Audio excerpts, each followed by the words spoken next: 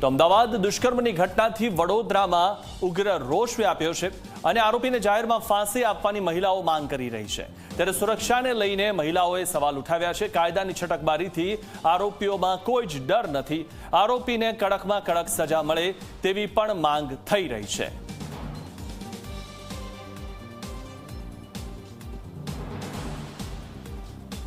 અમદાવાદમાં પીજીમાં રહેતી યુવતી સાથે સિક્યુરિટી ગાર્ડે દુષ્કર્મની ઘટનાને અંજામ આપ્યો છે। ત્યારે વડોદરાની જે મહિલાઓ છે તેમની સાથે આપણે વાત કરીશું, તેમને પૂછીશું કે તેમનું શું કહેવું છે। બેન, શું કહેશો જે રીતના અમદાવાદની આ જે ઘટના બની છે કે પીજીમાં રહેતી યુવતીને ટેરેસ પર ચાલતી હતી તે દરમિયાન સિક્યુરિટી ગાર્ડે એની સાથે દુષ્કર્મ કર્યું, આખા મામલામાં તમે શું કાર્યવાહીની માંગણી કરો છો અથવા તો શું થવું જોઈએ?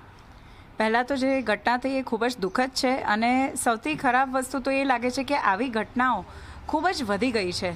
તો આપણે શું પગલાં બહુ સારા નથી લઈ રહ્યા કે આપણા કડક પગલાં હોવા ખૂબ જ જરૂરી છે?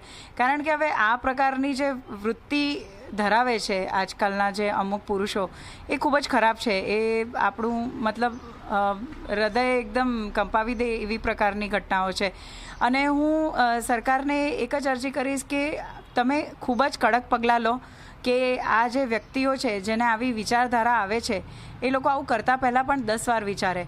આપણે કદાચ કડક પગલાં નથી લઈ રહ્યા, પૈસા આપીને છૂટી રહ્યા છે લોકો, શું થઈ રહ્યું છે ખબર નથી, પણ હવે આપણા બધા જ ઘરના અંદર બધા જ ઘરે એક એક સ્ત્રી છે, એક એક છોકરી છે, તો એ લોકોની સેફટી ખૂબ જ જરૂરી છે। એ લોકોને માટે સપોઝ અત્યારે સિક્યોરિટી ગાર્ડ છે તો એની બેકગ્રાઉન્ડ ચેક સરખી થવી જરૂરી છે।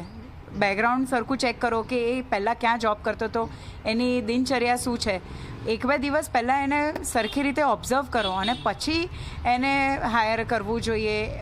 અધરવાઇઝ આ બહુ ડિફિકલ્ટ છે, આપણી સિક્યોરિટી બહુ ખરાબ છે। શું કહેશો બેન, જે રીતના પોતાના જ ઘરમાં એટલે કે ટેરેસ પર જે રીતના આ યુવતી સાથે દુષ્કર્મની ઘટના થઈ, તો શું દીકરીઓ હવે પોતાના સેફ પ્લેસ પર પણ સેફ નથી?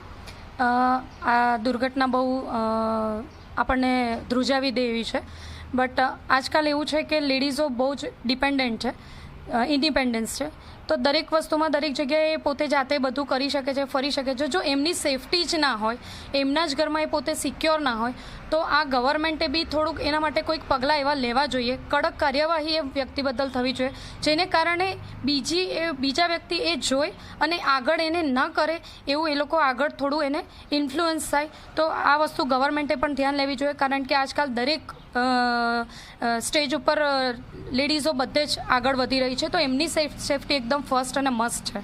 આરોપી સામે શું એક્શન લેવા જોઈએ? એને પકડ્યો તો છે, શું સજા થવી જોઈએ? સૌથી પહેલાં તો આરોપી જે પણ પૈસા લઈને છૂટવાની કોશિશ કરે એ બંધ કરી દેવું જોઈએ અને આપણા લોમાં કે એ જે પ્રોસેસમાં જે પણ લૂપ્સ છે એને ઠીક કરીને આરોપીને કડક સજા, હું તો કહું છું કે અગર આ ન્યૂઝ પબ્લિકમાં આવી છે રેપની, તો એની સજા પણ પબ્લિકમાં જ થવી જોઈએ।